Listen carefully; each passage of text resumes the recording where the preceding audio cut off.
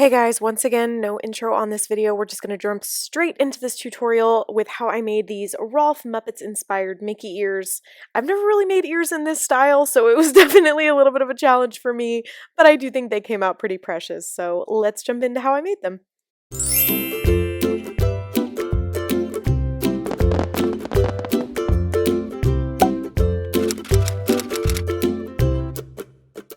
So starting out with materials, I picked up this felt is what it's called, but it really is like fur, and it's from Hobby Lobby in their felt section. I did get this really large piece of it because I was very particular with the color that I wanted, and I didn't just want normal acrylic felt. So that is why I spent a little bit more money, plus I made these for my year of the ear swap that I was in, and I wanted to make sure that they were the character that she loved. So I'm using my largest ear template, which is the ear cutting line template. You can find this down in the description box below. And I'm just going to trace 4 of these. If you guys have been with my channel for a while, you definitely know the drill on this, but trace 4, cut them out. I like to use a rotary blade and a cutting mat. You can actually get rotary blades and cutting mats from Dollar Tree as well as Hobby Lobby, Joann's, Walmart, any place with like a sewing section. It just goes so much faster, and especially when you're like rapid fire making ears, it's very helpful. Next, you're going to do the cardboard insert. Not really an insert, but like the center part of the ear, and I'm going to trace 4 of the foam and batting template, which is the smallest ear template for the adult size, onto a piece of cardboard, and then I'm going to go ahead and cut these out using my X-Acto knife on my cutting mat.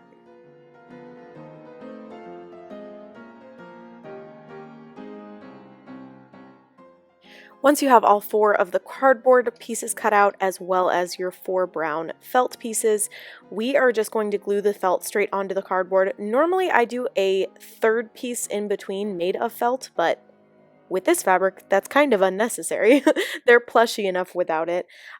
So I'm just doing a small line of hot glue and then folding my fabric over and patting it down into the glue. I am leaving this in real time, which I don't normally do, but I just wanted to show you guys how hard I press down and how long I do it. If my hot glue gun is on more of a cool setting or the glue's not like extremely hot, because if the glue is more liquidy, then you want to make sure you're holding it down for longer so that it has time to fully dry before you let go.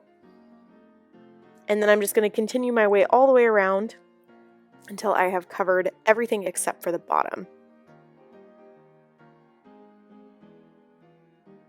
And now I am going to take some scissors and I'm going to snip the center of the bottom, if that makes sense. I'm going to show you guys here. Yeah, so I just snipped it in the center so that I could fold down the bottom in 2 chunks. I find this to be the best way to avoid rippling or bubbling in your fabric, and that's true with all fabrics like satins and faux silks and, you know, felt, whatever you're using. I just do find that to be pretty helpful. You're just going to go ahead and repeat those steps until you have 4 halves of the ears. Once you have all of your halves complete, which as you can see here, I'm actually skipping ahead before doing that, you're going to apply a pretty liberal amount of hot glue into the center of the ear, but careful not to get too close to those edges because you don't want the glue to like ooze out when you smush the 2 halves together. And if you give yourself a little bit of a gap, it's a lot less likely to do that. So I'm just making sure my edges are lined up, and then I'm going to firmly press down on this ear and hold it down for at least 30 seconds. If you can hold it for a minute, I would. And then this is what it looks like when it's all done. The furry fabric is so nice because it covers your seam so easily.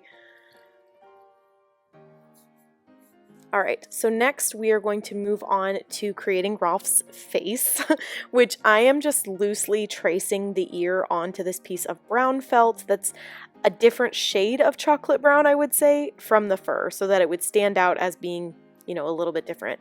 And then I pulled up a reference photo of Rolf just to make sure that I got it right, and I am just loosely tracing what I think it would look like using my silver Sharpie so that I can see what I'm doing, obviously. And after cutting out kind of a loose outline, I'm cutting it in half because his mouth is like his whole head. It kind of looks like a hamburger a little bit, but and then I'm just rounding off the edges to make it look a little bit happier and more puppet-like, less hamburger-like, although now it legit just looks like a hamburger.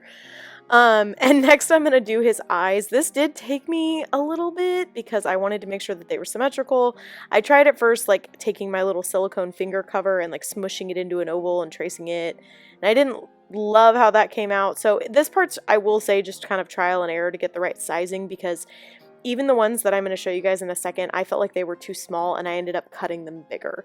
So just use what you like as far as cutting them out. To make them symmetrical, the best thing you can do is get one that's really great and then trace it and cut it out from there. Okay, so now that I have the eye in the shape that I like, I am tracing it onto another piece of white felt using a disappearing ink marker. You can get these at Walmart or Hobby Lobby or Joann's, and the ink will just disappear for the most part. Don't press down too hard because sometimes it can be a little stubborn. And then I am just cutting these out with some super teeny tiny precision scissors, if you will, and those are from Dollar Tree. And then I'm just going to kind of trim it up and make sure it's the right shape. Go ahead and place those out on the top half of his face. And next I'm going to move on to working on his nose, which I am making out of black felt, but it is a little bit of a stiffer felt. Not that that matters, just letting y'all know that's what I'm doing.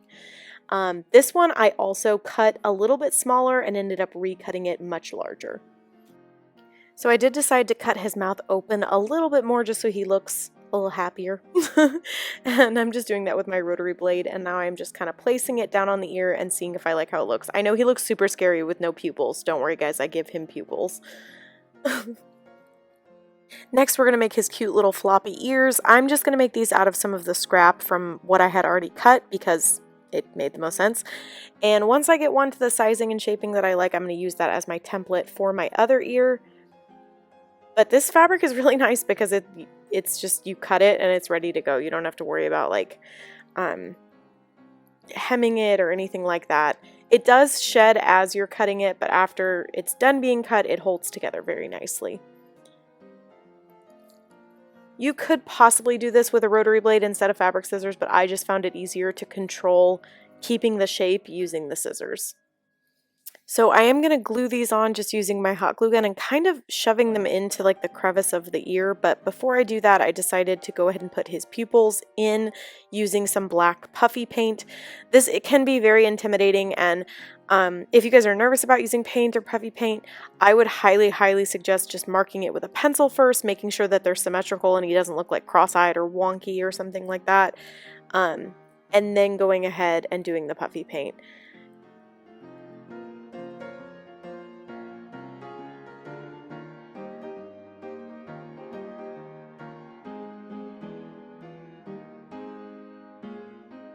I'm going to be honest with you guys, I don't really know why I decided to do the eyes before attaching them. I think it was because in my mind, if I messed up the puffy paint, I could recut the eyes and they wouldn't be like attached. So I'm going to go with that's probably the best advice as of this moment.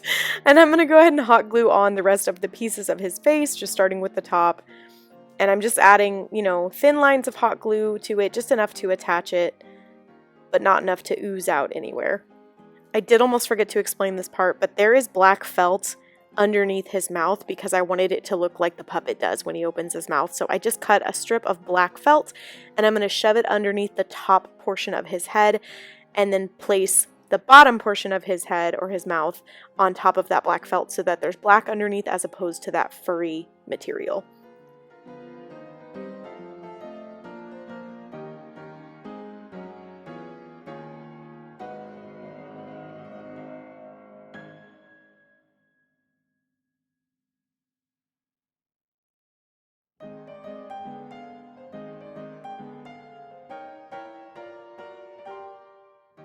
Next, I'm going to move on to gluing his ears, and like I said, I'm only going to glue them down on the top. I think Rolf's ears are so cute, and I would really like to see them like flopping as people wear these, or the person I sent them to, I should say. By the way, I'll go ahead and link that unboxing if you guys want to see her reaction to these. She's a really big Muppets fan, so I did enjoy making these for her. This next part is called Saria's Way Too Impatient, and it's where I take tweezers and decide to go ahead and glue down the eyes now because I didn't want to wait for the puffy paint to dry, and I really just wanted to see his cute little face finished. So I'm going to go ahead and do that, but I don't suggest it. Just be patient, guys.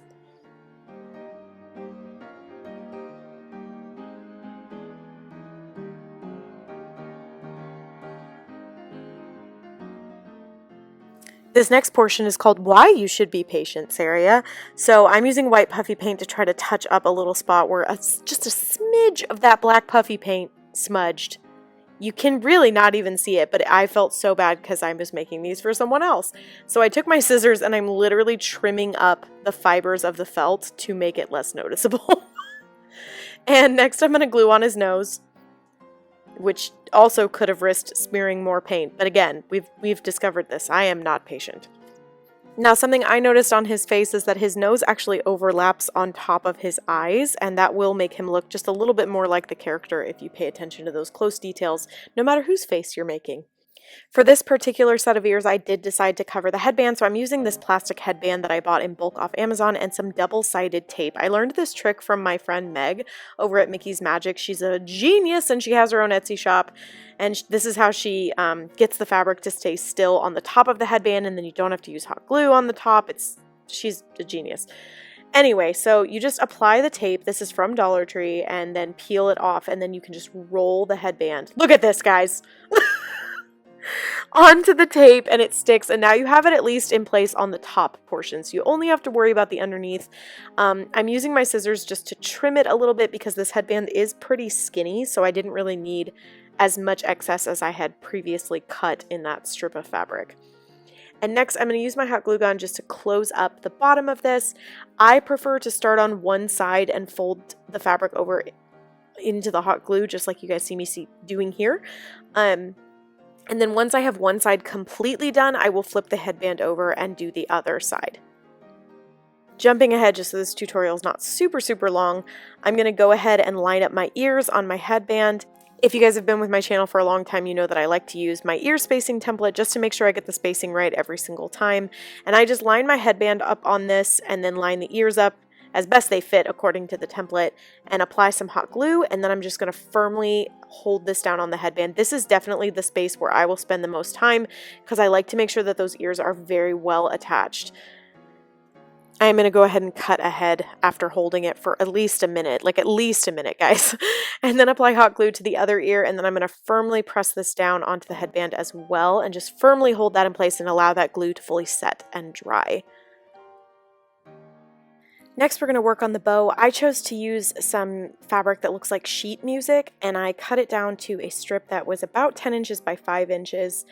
And I'm just going to do my no-sew bow method, which is where I use hot glue in order to hem the bow.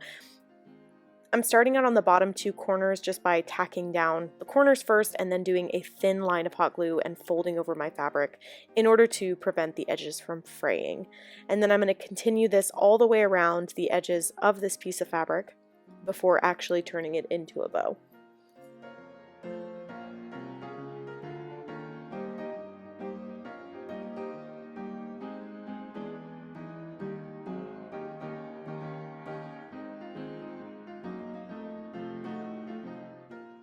So I guess I kind of lied because I didn't really do this on the sides, but that's because this side is going to get covered up, so I wasn't as worried about it. But I just used 2 dots of hot glue to tack that down, and then on this side I'm doing a full line of hot glue, hemming that edge, and then folding it over on top of that side.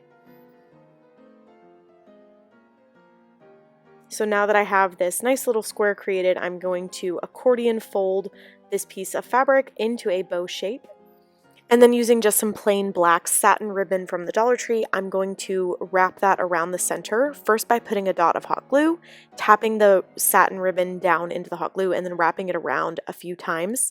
And then I am going to hot glue the bottom of the bow. I'm so sorry I got out of frame, you guys. If this is your first time making ears, first of all, this is not going to be the first time I get out of frame. But second of all, I do have an entire tutorial dedicated to bows, and in pretty much all of my ear tutorials I show different ways to make them. So if you really need a close-up reference point, I will link the bow tutorial video below. But once my bow is done, I'm just going to apply some hot glue down to the bottom and press it down into the center of my ears, and then I'm using these little clips that I got from Dollar Tree. They're amazing, and I use that just to allow the glue to fully set on the bow until it dries. And then I did decide to tack down the bow onto the ear because it helped it keep that nice bow shape and not get too crunched up in the center. And that does it for this tutorial on how I made these Rolf inspired Muppets Mickey ears. I hope you guys really liked this. This was definitely a different style of ear than I've done in the past, but I did really enjoy making them.